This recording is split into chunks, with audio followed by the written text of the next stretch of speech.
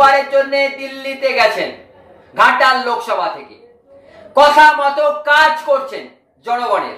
জনগণকে ভোট প্রচারে যে কথা বলেছিলেন সেই কথা কিন্তু রাখতে।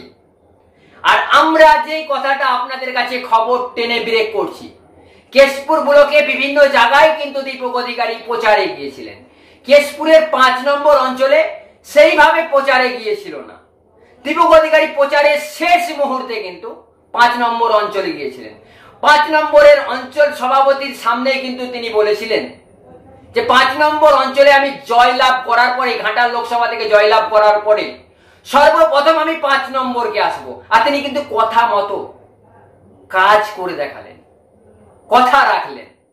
5 নম্বর অঞ্চলকে এলেন ভোট প্রচারে।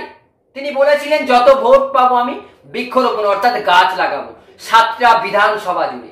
কিন্তু কেশপুরের রবিবার দিনে মন্ত্রী শিউলি সাহা এবং কেশপুরের ব্লক সভাপতি কে সঙ্গে নিয়ে ঘাটাল লোকসভার 3য়বারের সাংসদ দেব, কেশপুরের ভূমিপুত্র, তিনি কিন্তু 5 নম্বর অঞ্চলে বৃক্ষরোপণ কর্মসূচি করলেন এবং 5 নম্বর দলীয় কার্যালয়ের সামনে কিন্তু একটা গাছ লাগালেন।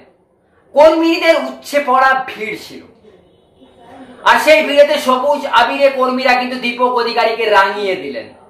5 নম্বর অঞ্চলের পরে কিন্তু 5 নম্বর অঞ্চলের সাকুয়া জেলা পরিষদের দলনেতা অর্থাৎ কেশপুরের জেলা পরিষদের দলনেতা মোহাম্মদ রফিক রবিনুটের জন্মস্থান সাকুয়াতে কিন্তু সেখানেও কিন্তু বৃক্ষরোপণ কর্মসূচি করলেন।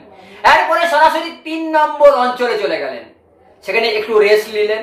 আর এই মুহূর্তে সরাসরি কিন্তু খবর টেনের ক্যামেরা পার্সন পুরো চিত্রটাই আপনাদেরকে দেখাচ্ছি। এক নজরে আমাদের স্ক্রিনে চিত্রটা দেখুন।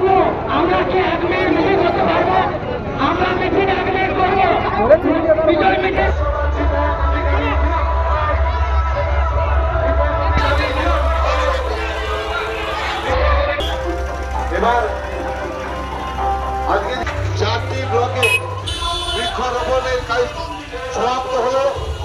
এখনো উনি যাবেন ঘাটাল, উনি যাবেন দাসপুরের দাসপুরি এবং পাঁচপুরা, বিভিন্ন অঞ্চলে উনি যাবেন, বিভিন্ন ব্লকে উনি যাবেন। তাই আপনারা আমার এখানে